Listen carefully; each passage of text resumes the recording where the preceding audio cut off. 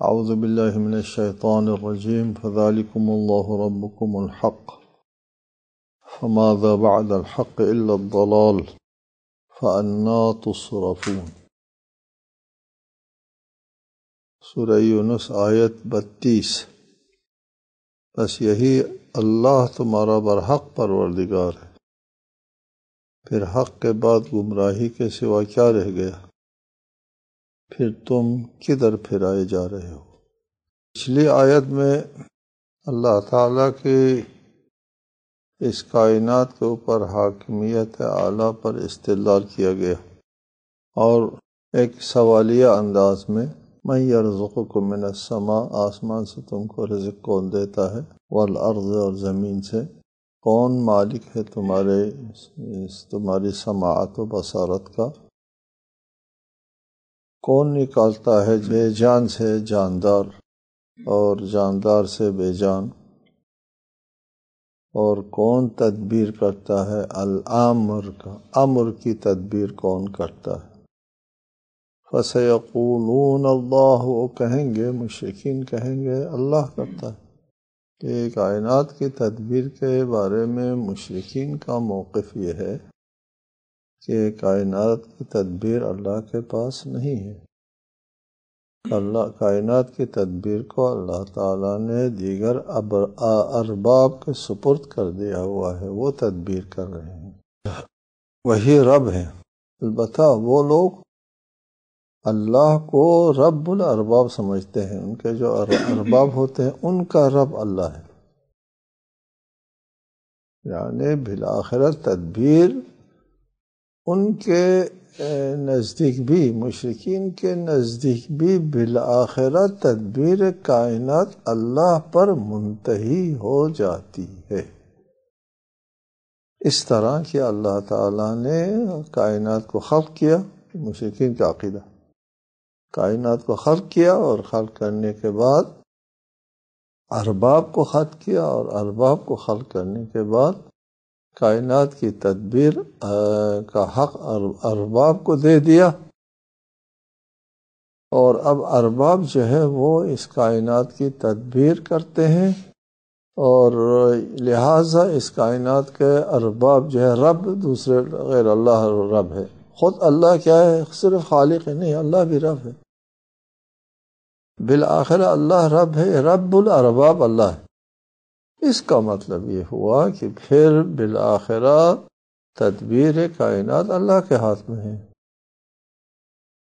فرق یہ ہے کہ یہ لوگ بیچ میں ارباب کو ڈالتے ہیں۔ ہم موحدین جو ہے وہ براہ راست اللہ کو مدبر مانتے ہیں، اللہ جو کسی کے سپرد نہیں کیا ہوا کہ وہی چلائیں، اور اللہ کے ساتھ کوئی وہ نہیں ہے، تدبیر کائنات میں کوئی حصہ نہیں ہے۔ ہم کہتے ہیں کہ اللہ تعالیٰ ہی اس کائنات کی تدبیر کرتے ہیں، تدبیر اللہ کے ہاتھ میں ہے، اور اللہ کے حاکمیت اعلیٰ ہے، اللہ کے قبضے قدرت میں کائنات ہے، کسی اور کو نہیں دیا اللہ تعالیٰ نے۔ لیکن مشرکین کے نزدیک بھی اللہ بالآخرہ مدبر کائنات بن جاتے ہیں۔ فقول افلا تتقون، آگے فرمایا فذلکم اللہ ربکم الحق، پس یہی مدبر کائنات تمہارا برحق رب ہے۔ حق کے بارے میں بتائیں نا آپ کو کہ جو واقع ہے اس کو حق کہتے ہیں، اور جو واقع نہیں ہے اس کو باطل کہتے ہیں۔ حق کے مقابلے میں باطل آتا ہے۔ جب یہاں پر ارشاد فرمایا اللہ تعالی برحق رب ہے، یعنی واقع میں، حقیقت میں جو رب ہے وہ اللہ ہے، حقیقت میں جو مالک ہے اس کائنات کا اللہ ہے، حقیقت میں جو مدبر ہے وہ اللہ ہے۔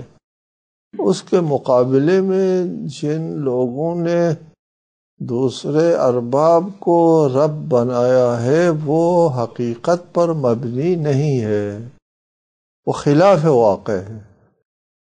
پھر آپ کی طرف سے سوال آنا چاہیے، اگر وہ خلاف واقع ہیں وہ ارباب، حق نہیں ہے تو ان کو باطل کہنا چاہیے. یہاں حق اور باطل کا مقابلہ ہوتا ہے. ایک چیز جو واقع کے مطابق ہے اس کو حق کہتے ہیں. ایک بات جو واقع کے مطابق نہیں ہے وہ باطل ہے، نیستی ہے وہ. حق ہستی کو کہتے ہیں، ہستی کے مقابلے میں نیستی آتی ہے.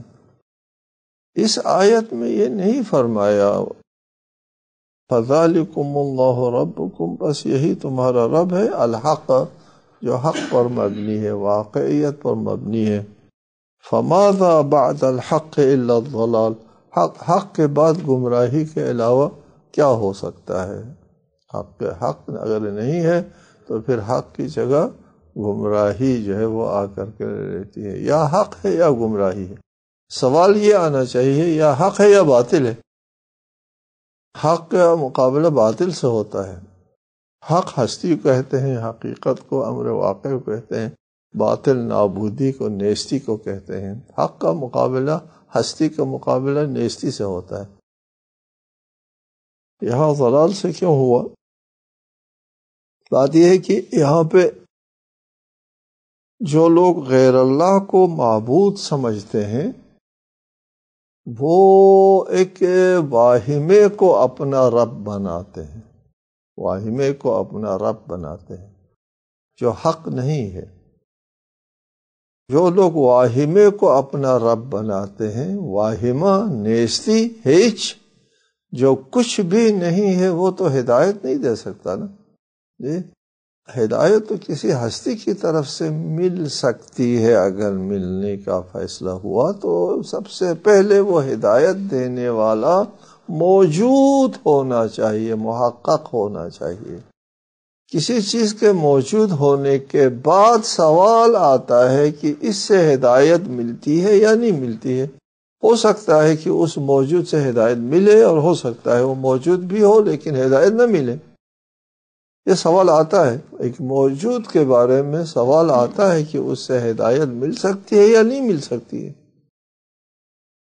طواغیت ہے، نمرود ہے، فرعون ہے، شداد، حامان وغیرہ سے ہدایت نہیں مل سکتی. موجود تو ہے. وہاں سوال پیدا ہوتا ہے کہ ان سے ہدایت ملتی ہے نہیں ملتی.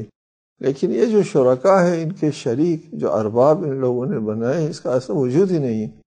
حق نہیں ہے. جب وجود نہیں ہے تو یہاں سے ہدایت ملنے کا سوال پیدا نہیں ہوتا. جب ہدایت ملنے کا سوال پیدا نہیں ہوتا تو پھر ہدایت نہ ملنے کی صورت میں کیا ہے؟ ضلالت ہے. کوئی تیسری شق تو ہے نہیں.